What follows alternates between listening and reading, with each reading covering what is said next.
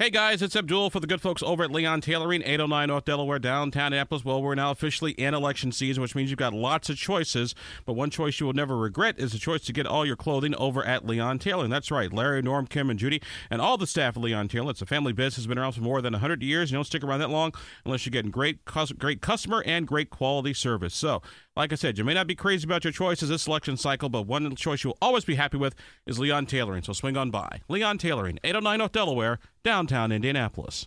Well, as you know, we got the election right around the corner, and one of the big things is going to be, what is the impact of social media going to be? How do we distinguish between fake news? Should the internet be regulated?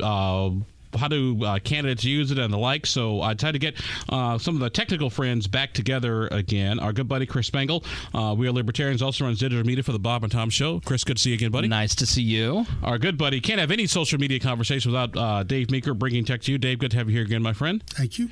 And a new voice to our happy little band of social media scofflaws is Amy Stark.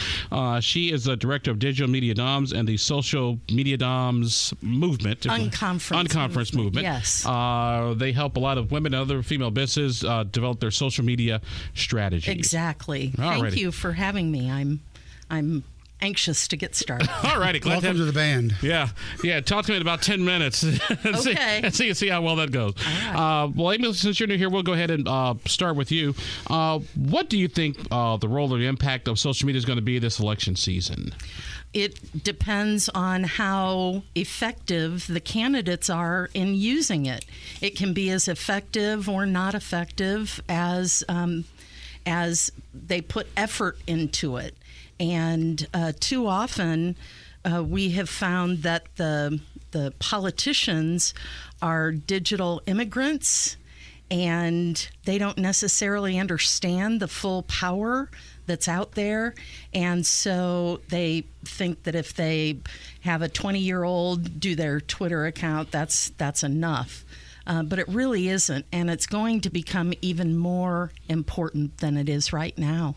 Dave, obviously what you do involves a lot of businesses, but I'm assuming that good business social media practices also can sort of creep over into politics as well. Yes, it involves business, but a lot of pro bono work as well. A lot of people get my clients and what my causes are pro bono work confused. In the election season, I think what's really going to be interesting is, one, what are people going to believe, true or fake news? Two, what are the algorithms going to do? And three, as that one post I put on the Abdul at Large page with the conference Senate hearings about all this, a lot of the information they're saying, well, that's classified. We need to talk about it behind doors. So it all depends whether all that information is going to come out and our changes are going to be made in time. Now, Chris, you're from a unique perspective because you do a lot of social media and you've also been involved in politics before. Yeah, I ran the Libertarian Party of Indiana for 4 years from 2008 to 12 and helped organize hundreds of candidates and county parties. And they're on the ground floor of the Tea Party movement, and so a lot of protests too. And I have to be honest, I think the effect of social media in politics is far overblown. I think it is still about how many doors you knock on, how many personal touches you have with an individual voter.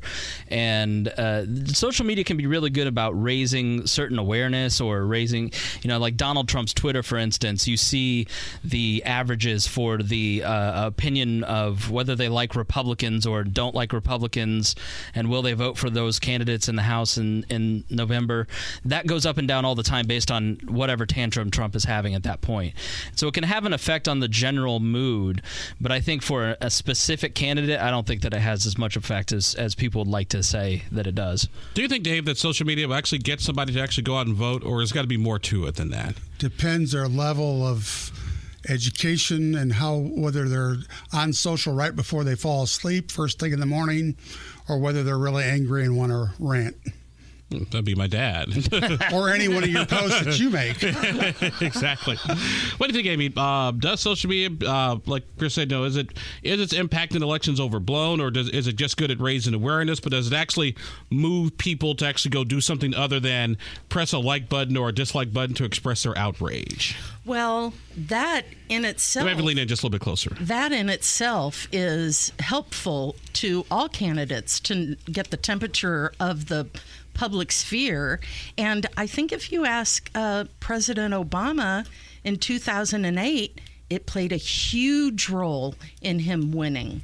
So I fully believe that it's only going to become more important, and there's going to be more of a need for people to understand this. We're in the midst of a communication paradigm shift, and whenever our species goes through one of these, chaos ensues for a certain number of years. Chaos ensued for 200 years after Gutenberg's press. So we're still really new in this, trying to figure it out. Jokingly, that sound you're hearing is a paradigm shift without a clutch. So everybody just hold tight. Oh, that's a great one. I love that. I stole that from Dogbert from a cartoon 20 years ago. Our guests today are Amy Stark, Digital Doms Incorporated, Dave Meeker, bringing tech to you, and our good buddy Chris Spangle. We Are Libertarians, also does digital for the Bob and Tom Show, talking about social media and its roles in these elections. Amy has brought up an interesting point, Dave, about, we're sort of in this communication paradigm shift right now. We're still trying to figure out the rules. And so when we see things on social media or things written about social media, are we all just getting maybe a little bit too worked up and maybe just need to wait and let this all sort of work itself out? Too worked up and too busy putting people under the microscope. So I'm going to take this quote right from Forbes that I posted on your wall. It says, while the only permanent fix to the social media problem is to focus on creating an information literate online citizenry, whatever that means, which means they have to educate your audience so that they don't overreact or underreact or just go by it, whether it's fake or not. Is that possible, Chris? Just knowing how social media has been for so many years, and it's funny because it used to did not be like this in the early days of Facebook. Maybe you might have a discussion here or there, but just kind of throw something up, pictures of you doing something, and that was sort of the end of it. I think that it has much more of an impact because the media has had much more of an impact in the conversation on it. Because I think a lot of reporters spend a lot of time on Twitter, and I think there are a lot of reporters who work for a lot of these clickbait mills like Huffington Post, the Daily Caller, BuzzFeed, who spend all day on Twitter, and all of a sudden there's this new phenomenon called Twitter is news, where it really has accelerated in the Trump age. And you and I both know we've worked in media. I've worked in media in town for 15 years. You've a lot longer. And you've seen the resources for these news outlets start to lessen and deplete. And so they relied on police blotters and crime reports to really fill their newspapers and their TV reports. Well, now you've got Twitter, which is an open source fire hose. You can report on it. And so a lot of things that are reported on in the media are tweets, or this fringe person said this, and so we need to put this up there so we can get clicks. And it's not really news, and it's not really representative of what most people think. It's just good media. Are we amplifying voices, Dave, that maybe shouldn't be amplified? It all depends who's listening. I'm right here, Dave. Who makes I can reach that you. decision? Who's the big decider on that, whether or not they should have a voice? Well, I'll be more than happy to make that decision for everybody. He's right. It used to be people would verify their facts instead of just reading it online, whether it be Twitter or wherever, and assume it's a fact. The days of fact-checking seem to be gone, except for you, which you often do that. Even with a Facebook Live, you still do your facts checking. And that's what I guess, Amy, that's what I mean, is not so much that somebody's playing the ultimate censor, which we'll get to in just a second here, but if somebody's crazy and just because they can type and post, does that mean that everybody should get all worked up over what this person just said? If they have an audience, maybe there are some valid points that open up a discussion that may resolve some issue, like a tangential issue. But I think any public dialogue in a sphere like Facebook is going to help our species ultimately, because there's a lot of public shaming. If somebody's posting something goofy, they open themselves to public shaming, and I think that will have an effect. Our guests today are Amy Stark, she is a Digital Media Doms, also Dave Meeker, bringing tech to you, and Chris Spangle. We are Libertarians and also social media director for the Bob and Tom Show. We're talking today about issues of social media in this election cycle and what impact, what role should it have, particularly with some of the things we've seen. I want to take one of the things, folks, and shift gears a little bit and talk about the social media, the big search engines, Chris, Google, Facebook, Twitter. Are these publication platforms or are they utilities? Well, they've been granted a pass on things like copyright law and have been, if you upload a copyrighted piece of music or a photo to their platforms, they get a pass. If I do that on my website, I get sued by the copyright owner. And they have been given an exception because they are platforms. They're open and free platforms. They are not editors. You are an editor. You do story selection for this program. You're edited by the program manager of the station. Not enough, according to some people. Yeah, I know. I'm making a stop on the way out. But they've been granted the ability to essentially be a utility to host files on a public way that makes it easy for people to consume that information. And I don't think that should change. And I think there's an effort by Democrats especially to force these and by media outlets to start becoming editors. And I think it is a targeted, I think CNN and some of these news outlets like the New York Times, they've lost revenue to Facebook and social media. And that still sticks in their craw 20 years later. And anytime they can get a piece of skin off of these companies, they're going to do it, even if it's at the risk of infringing on our ability to say whatever we want, wherever we want. But, Dave, what do you think? Are these utilities that need to be regulated, or like Chris said, should they be considered platforms? Because my thing is that if you're a utility, then for the most part you just let people post or say what they want, provided it's not libel, slanderous, inciting into specific harm to an individual, that sort of thing. But otherwise, just let people say what they say, and like Eamon mentioned earlier, you just let the free market of public discourse take its course. Right, but on a business page, many people, even though there's the thing called a First Amendment, you post something, and next thing you know, your instant messenger's going off left and right asking you to take that down or edit some part of it that they don't like for whatever politically correct reason. Whereas on Google, Chris is very right, a lot of these platforms, they have a lot of money and a lot of power behind them, and they can post whatever they want. Is it going to be a regulated utility? That all depends on how these hearings are going on, to what level. What I think they're going to regulate is the false information and the intrusions from other companies. Yeah, but who makes the decision as to what is false? I don't want I don't want Jack Dorsey and people who have a certain political bias, and I don't even think Jack Dorsey is comfortable being that person. I think as a responsible consumer of news and an intelligent thinking person, you shouldn't want someone else deciding what you can or can't read. And the reality is, for conspiracy theories, people think these things. And so when other people are allowed to say them out loud and then they're refuted, let's take the 9/11 conspiracies, Popular Mechanics can write a book, and then the thoughts then are corrected, as opposed to just everybody silently thinking these things that lead to dangerous behavior. Censoring leads to more danger. It leads to an unhealthy culture. Let me get Amy to jump in on this. Okay, so let's get back to the marketplace, weeding these things out. It's going to take a long time for that to happen, but anytime that you have discourse on your Facebook business page, you should be thankful. You should embrace your haters, because the more they're contributing, the more algorithm juice you're getting. So in effect, they're helping your business. Being able to deal with it is one of those challenges that we're still getting used to.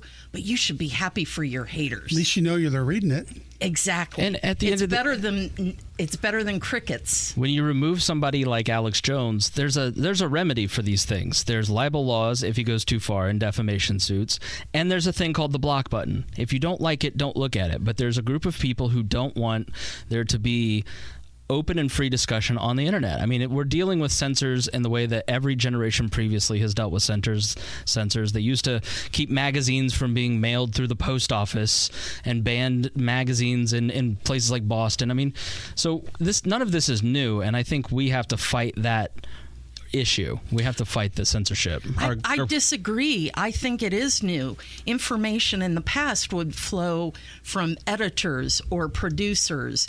They were the gatekeepers of what the grassroots community heard. Right now, the grassroots is creating the content, and that's where I think we have to get the Associated Press and the fact checkers. I think it's a good idea that they're paying attention to Twitter for the news, but we do have to promote critical thinking skills and reliable source checking. These voices you hear are Amy Starks, Digital Media Doms Incorporated, Dave Meeker, bringing tech to you, Chris Spangle. We are Libertarians and Digital Director for the Bob and Tom Show, talking about social media, its role in the upcoming election, all these sort of related issues and things you've been seeing in the news as of late. Let me ask you guys this. Let's say I invent the ultimate Abdul search engine, which is going to be this horrible, evil thing with just pictures of me. That's right. Yes, exactly.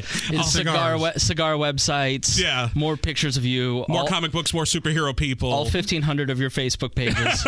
Exactly. All Abdul all the time. All Abdul right? all the time.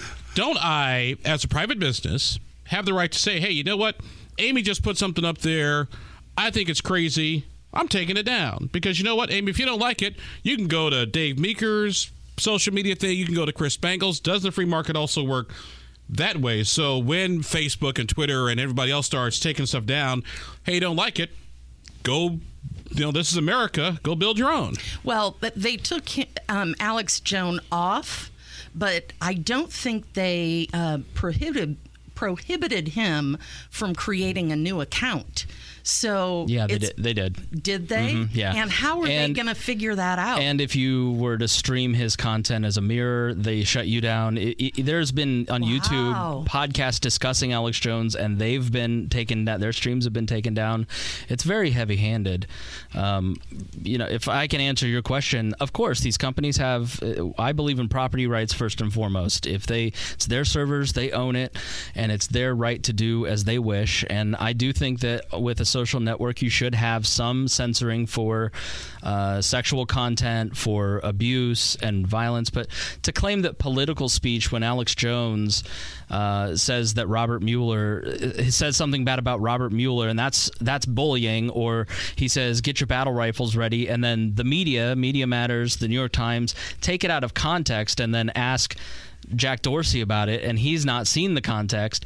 They're manipulating people, and they're manipulating these CEOs into doing things that are just absurd. Like when Alex Jones got banned off of Twitter, he was yelling at Jack Dorsey in a scrum. It's no different behavior than anything Jim Acosta at CNN does on a daily basis. It's just that Alex Jones isn't popular, and so is he calling people to get rifles? No, he wasn't saying that. It was more of a turn of phrase for self-defense. And so what you have read about Alex Jones, like, think about it. I have no idea what he said about Sandy Hook.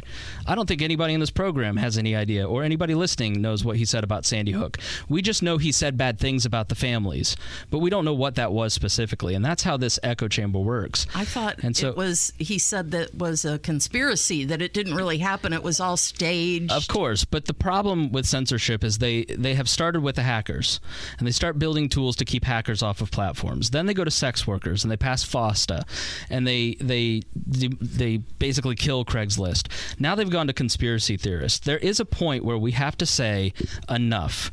This is consenting adults doing what they want to do on these platforms, and we should support these companies as they fight back against the main narrative and say, I want to listen to these things, or I can be an adult and choose not to do these things. And I think on the company's part, they have to stand up for themselves, and they have to say, no, thank you. I don't want to be regulated. I don't want you to help regulate free speech. But they don't want that, because they want to have the regulation cement their place on top.